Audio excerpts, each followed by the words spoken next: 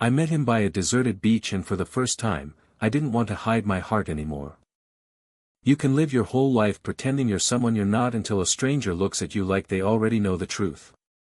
That's what happened to me on a forgotten beach in Oregon, and I never saw it coming. The town was called Haven Rock, population just under 700. The kind of place people pass through and forget. I didn't forget it, though. How could I? It was the place I ran to when everything inside me was caving in. 2 weeks earlier, I was still in New York, still working 60-hour weeks at an architecture firm that praised creativity but quietly punished anything too different. I played my part.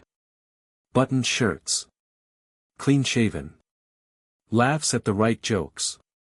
No mention of the man I'd been seeing for 6 months because officially, he didn't exist.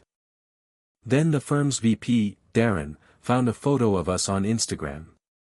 I had thought the account was private. I had thought a lot of things. Braden, he'd said, tossing the file onto my desk like I was a case to be closed. The clients we work with. They expect a certain image. This kind of thing could create discomfort. You understand, right? I did understand. That's the worst part. So I nodded.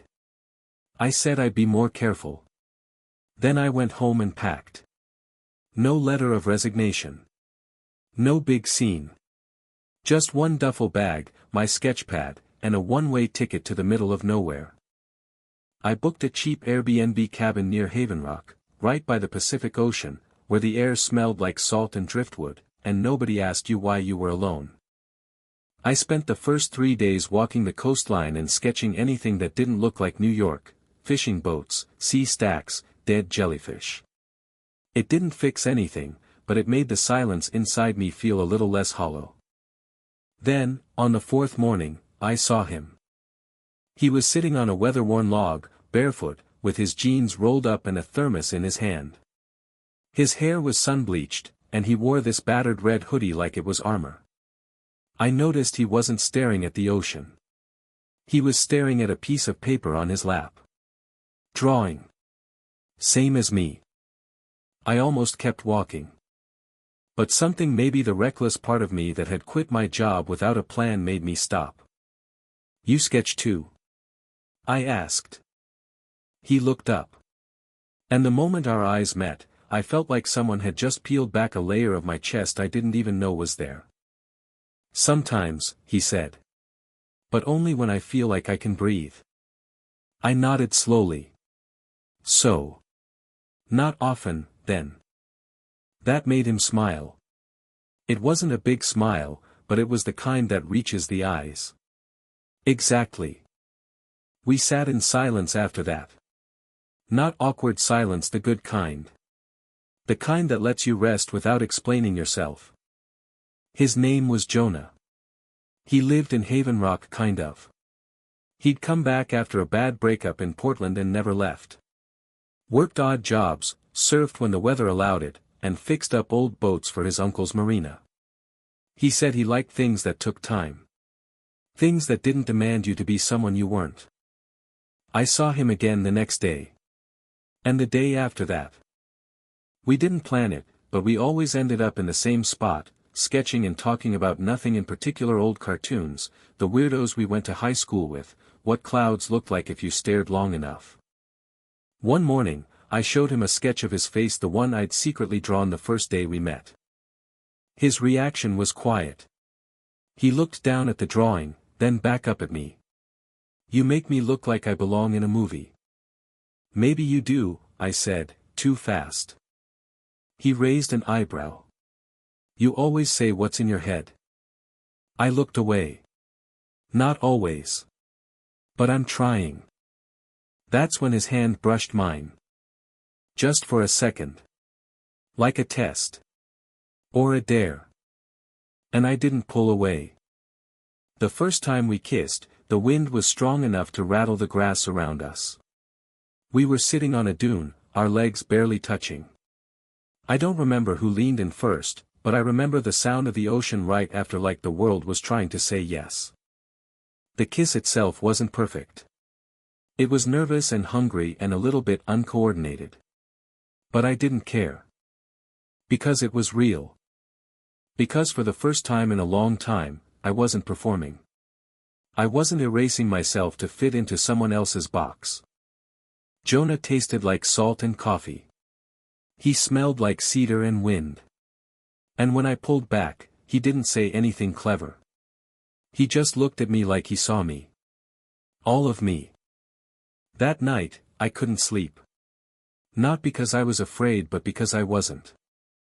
We spent the next week tangled up in each other. Sometimes literally. But more often just talking, lying on our backs in the sand, building dreams out of seafoam and sky. I told him about my job. My ex. The way I used to mute myself so people wouldn't look too close. He told me about his mother, who hadn't spoken to him since he came out. About his last boyfriend, who cheated. About the part of himself he still didn't know how to forgive. We weren't perfect. But we were honest. And I'd take honest over perfect any day. On day 15, I got an email from my old boss. Apparently, someone in HR had heard about what happened. Darren had been quietly let go. And the firm, now suddenly very concerned about inclusivity optics, wanted me to come back. With a raise. And a seat at the design table. I stared at the email for a long time. Then I turned my phone off. Everything okay? Jonah asked, tracing circles in the sand beside us.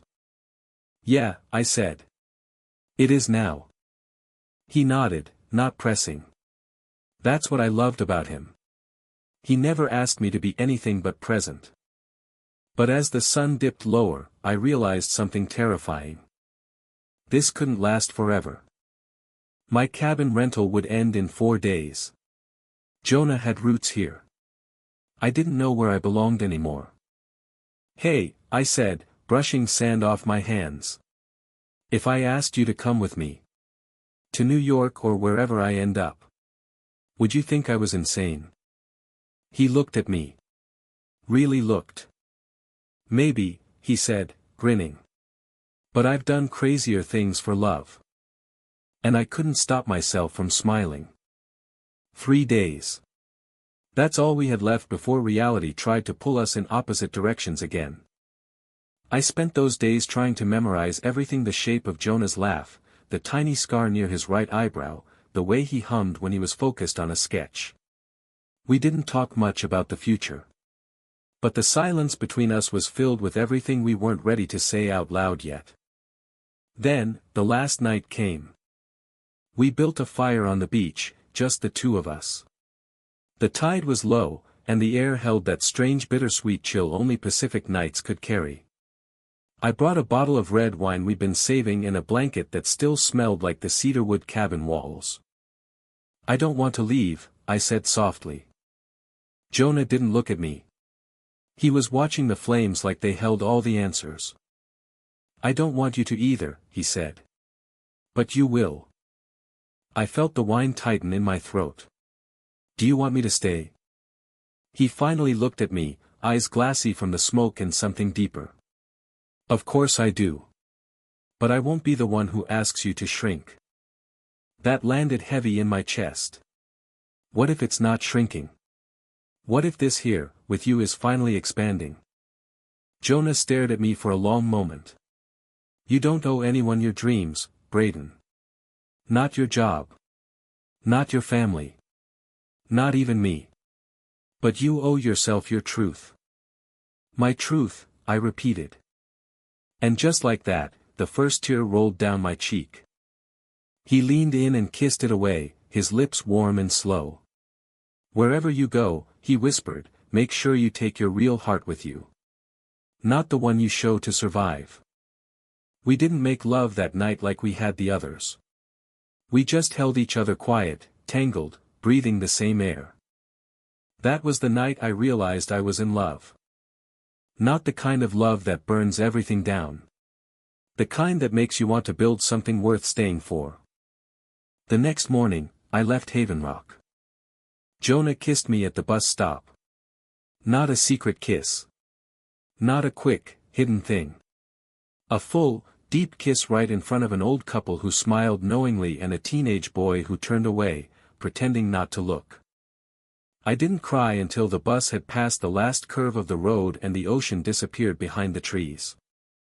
Back in New York, everything felt louder. The subway screeched. People walked faster. My apartment, though tidy, felt like a stranger's space. I stared at the city skyline from my window and tried to feel something like excitement about the job offer waiting in my inbox. I didn't. The firm had sent me a shiny welcome package, custom notebook, engraved pen, a handwritten note about championing diversity. It all felt hollow. Like a bandage over a wound they didn't want to admit they'd caused. Still, I went back at first. I showed up to the new office, met the new HR director, got introduced to the creative team as a visionary talent who represents the company's new direction. But I felt like a prop. Every lunch break, I opened my sketch pad and drew beaches. Jonah's face. A little marina that didn't exist here.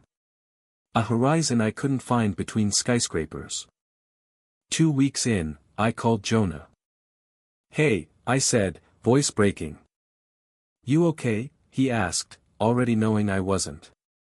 "I miss you," I said. "More than I know what to do with." He didn't say anything. Just let me feel it out loud. Then I asked, "If I came back would you still be there?" Jonah didn't hesitate. "I haven't stopped being here. I quit the next morning." No ceremony. Just a note on my boss's desk, my keycard in an envelope, and a final ride down in the elevator where no one made eye contact. I didn't go straight to Haven Rock. Not yet. Instead, I drove.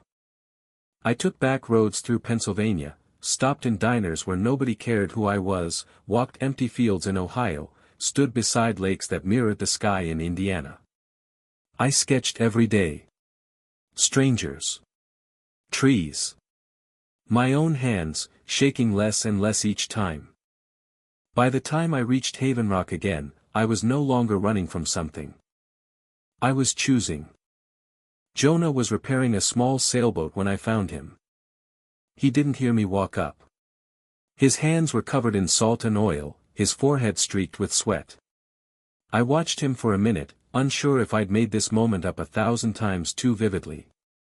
Then he turned and everything fell into place. "Hey," I said, smiling. He didn't smile right away. He stared at me like I was a ghost, then wiped his hands and came closer. "You're real," he whispered. "I think so." He grabbed my shirt and pulled me into a kiss before I could say anything else. A full, desperate, real kiss. "You came back," he murmured against my lips. I came home. We moved into a small cottage on the edge of town. It had creaky floors, a leaky faucet, and the best view of the stars I'd ever seen. Jonah fixed the plumbing. I built shelves. We planted rosemary in the kitchen window. He kissed me every morning before coffee. I kissed him every night before sleep. It wasn't perfect. Nothing ever is. We argued about paint colors. He hated how I left socks on the floor. I hated how he always played the same 3 songs on repeat while cooking. But we learned each other's rhythms. I started teaching art classes at the community center. Jonah began restoring old homes with a crew of misfits who loved him instantly. People in Haven Rock started inviting us to barbecues, potlucks, even the local Pride picnic which only had 11 people, but enough heart for 1,000. One night, about 8 months in, we were lying on the roof of our cottage, watching the stars. "I want to show the world what love looks like," I said suddenly. Jonah turned to me, brows raised. "You do that every day." "No. I mean with my art." He sat up. "Like an exhibit?" I nodded. "Real people. Real stories. No filters. Just truth." He smiled slowly. "Then let's make it happen. We did. The exhibit opened a year later at a reclaimed warehouse gallery in Portland. It was called Undone. Every piece was raw, sketched or painted in charcoal and ink, telling the stories of queer lives, not just the pain, but the joy. The softness. The becoming. Jonah's portrait was the centerpiece. People cried in front of it. A girl whispered, "I didn't know you could love someone like that," out loud. A man clutched his husband's hand tighter. Afterward, Jonah took my hand in the middle of the crowd and kissed me, not for them, not for a performance, but because he could. Because we didn't have to hide anymore. Because we didn't want to. There's a moment when you're standing in the middle of a room full of strangers, and the person you love is looking at you like you're the most real thing in the world, when everything you've ever feared seems so small. That moment hit me hard, standing in front of Jonah's portrait at the Undone exhibit, surrounded by art I had poured my soul into. He was watching me from across the gallery. Arms crossed, a crooked smile on his face, like he was proud and stunned all at once. Like he still couldn't quite believe I was real. It made me want to cry. And laugh. And run to him. So I did. We kissed in the middle of the gallery, surrounded by strangers and ink and our own damn bravery. Nobody looked away. After the show, we stayed in Portland for a week, crashing at a friend's apartment. We walked hand in hand down streets that once scared me. We danced in a queer bar with drag queens and disco lights, where Jonah spun me around in his flannel shirt like we'd been dancing our whole lives.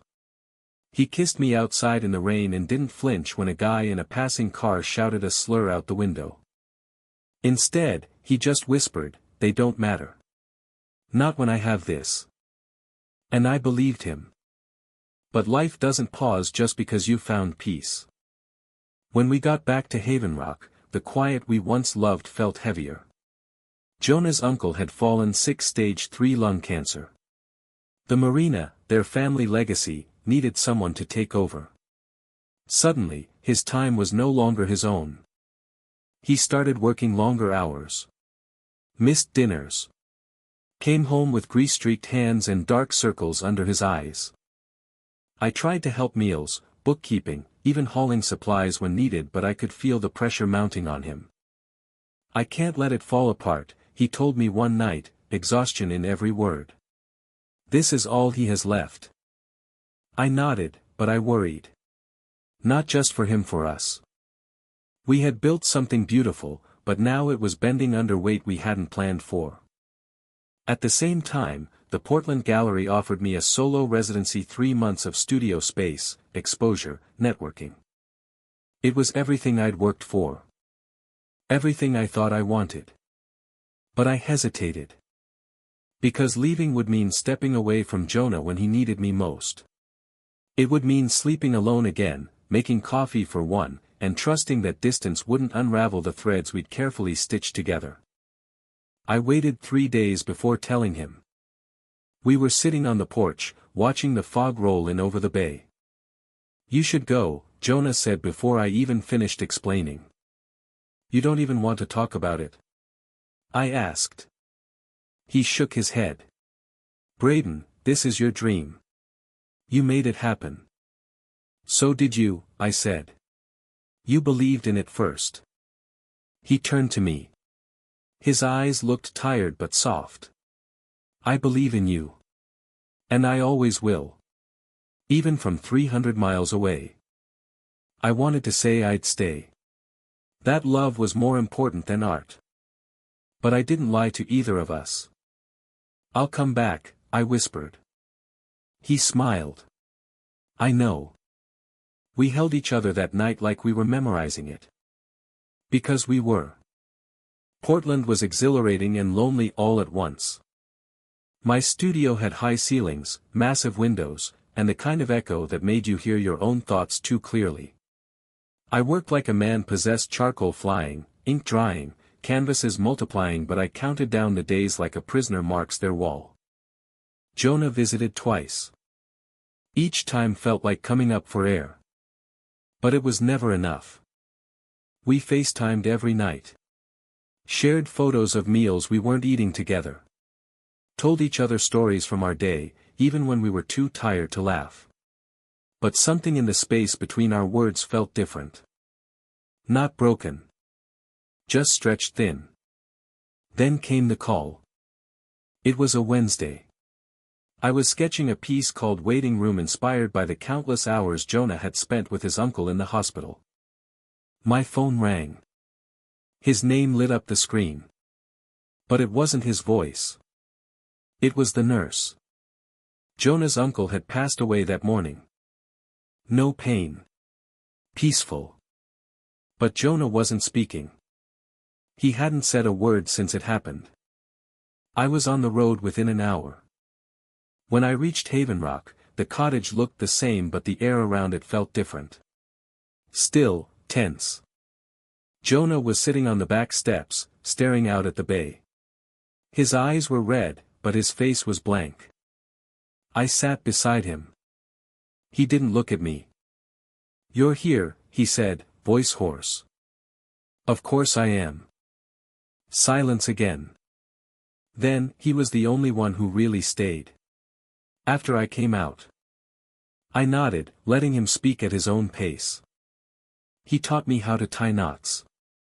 How to fix an engine. He gave me this life. And now he's just gone. I reached for his hand. He didn't pull away. "I don't know how to run that place alone," he whispered. "You're not alone," I said. And for the first time that night, he looked at me. The funeral was small.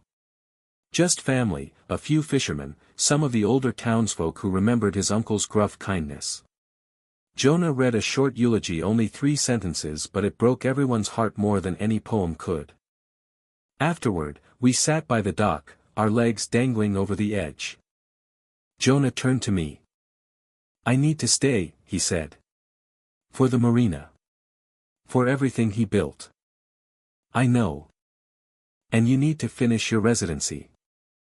"I already did," I told him. "I walked out of the studio the day you called. I left the key on the desk." He stared. "You gave it up." "I gave them up," I said. "Not my art. You.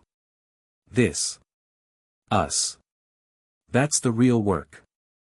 Jonah blinked fast, as if holding something back. Then he pulled me into his arms. "I'm scared," he said into my shoulder. "Me too," I whispered. "But I'd rather be scared with you than brave alone." We rebuilt, slowly. Grief is strange like that. It doesn't follow logic. It crashes in waves. One minute you're fine, the next you're gasping for air in a grocery store aisle because you saw a brand of coffee they used to drink. But we held each other through it. We worked side by side at the marina. We cooked more. Fought less. Laughed when we could, cried when we had to. I started teaching sketching classes again, this time in Jonah's uncle's old toolshed, converted into a studio. Jonah surprised me one night. He showed up holding his own sketchpad. "I want to draw again," he said. "You made it look like healing." And it was. A year passed. Then another. We traveled small trips at first, Seattle, Tahoe, Santa Fe.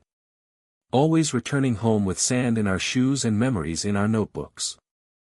One night, on that same beach where we met, Jonah handed me a folded piece of paper. It was a sketch. Of me. Eyes closed, smile soft, heart wide open. He'd drawn me the way he saw me. Then he reached into his jacket and pulled out a ring. He didn't kneel. He didn't make a speech. He just said, "You're the first thing that ever made me believe in forever." And I said, yes, with tears in my throat and the ocean roaring behind us. We didn't plan a big wedding. Jonah hated attention, and I didn't need an audience to make something real. Instead, we invited 20 of our closest people, the ones who had stood by us when we were still figuring out how to stand by ourselves. We held the ceremony on the same beach where we met, at sunset, barefoot in the sand, the wind threading through our vows like a promise older than both of us. Jonah wore a navy linen shirt with sleeves rolled up to his elbows. I wore a white button-down and a seashell tucked into my pocket, one we found together on our first walk. The only music was the waves, and the only witness we really needed was the sky. I spent years hiding my heart, I said during my vows, voice shaking. Because I thought if people saw it, they'd try to change it. Shame it. Fix it. Break it. Jonah watched me with eyes full of tide and flame. But then you looked at me like it wasn't broken. Like it was a map. And you followed it. Every curve. Every scar. Every page I was too afraid to read out loud. He didn't cry, but I did. And when he said his vows, even the wind seemed to still to listen. You made me believe in softness again, he said. You reminded me that strength isn't always loud. Sometimes it's just showing up. Every day. With your heart in your hands, even when you're scared.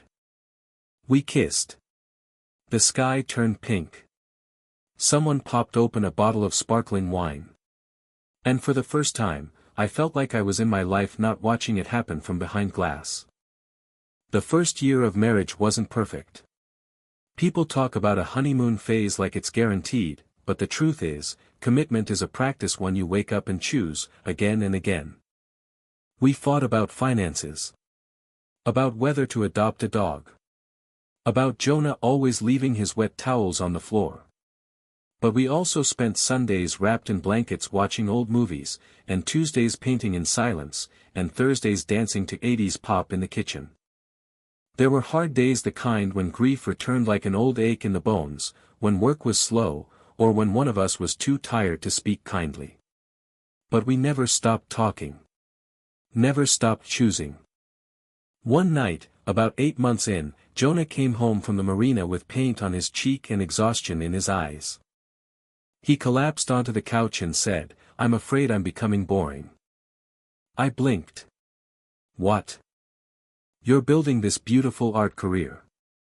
You're being featured in magazines. You're changing people's lives with your work. And I'm fixing dock boards and arguing with cranky fishermen. I walked over, sat beside him, and took his hand. "Jonah," I said. "You're not boring. You're rooted. You're the anchor.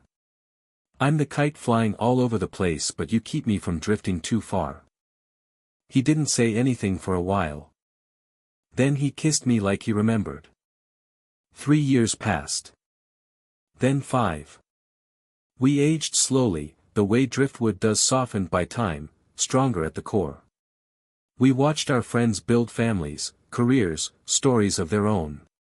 We lost some people. Welcomed new ones. Adopted a 3-legged mutt named Kilo who liked to sleep between us, snoring like a chainsaw. I kept drawing. Jonah kept fixing. And we never stopped finding our way back to that beach, even when we were too tired, too busy, too caught up in the fog of daily life. It was our reset button. Our church. Our love letter to the universe. One evening, we brought a picnic. Wine, sourdough, olives, and a small chocolate cake Jonah had baked himself. He'd started learning to cook more seriously, said it helped him process his emotions without having to explain them. The sunset that night was ridiculous, like someone spilled a palette of gold and blood orange across the sky. We sat side by side on the sand, backs against a driftwood log. You ever think about how different our lives could have been if we hadn't met here? I asked. Jonah nodded slowly. Sometimes. But I don't stay there long. Why not? He turned toward me, eyes warm. Because the version of me that didn't find you doesn't feel real anymore. My throat tightened. Yeah. Same. He reached for my hand. You ever think about doing something big? Like leaving Haven Rock? Maybe opening a gallery in San Francisco or Seattle? I thought about it.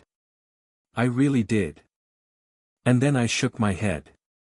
No, I said. I want to keep creating. But I want my roots here. With you. With this. Jonah smiled. Good. Because I already rebuilt the toolshed into your next studio. Years later, after my third book of illustrated essays had gone viral, Hearts That Didn't Hide, I started getting speaking invites. LGBTQ youth centers. Art schools. Even a TED Talk. Everywhere I went, I told our story. Not because it was perfect. But because it was true. People always asked, what changed you? What made you finally stop hiding? And I'd say, love. Not just love from a person though that mattered. But love of self. Of truth. Of the quiet, aching bravery it takes to finally say, this is who I am. And I won't apologize for existing. On our 10th anniversary, Jonah gave me a letter. It wasn't fancy. Just a torn notebook page, folded twice, left beside my coffee. It read. Braden. 10 years ago, you walked into my life with a sketchpad and a storm in your chest. You've calmed some since then, but you still draw like your heart's on fire, and I still fall in love with you every morning when I see the light hit your face just right. I don't need another wedding. Another ring. Another sunset kiss. I just need more of you. The whole, complicated, beautiful you. Let's keep choosing this. Every damn day. Yours. Jonah. I didn't write back. I didn't need to. That night, I took him back to the beach. We danced barefoot to the sound of the waves. No music. No words. Just hearts that didn't need hiding anymore. The end. If you find it interesting, please like and subscribe to follow the next stories.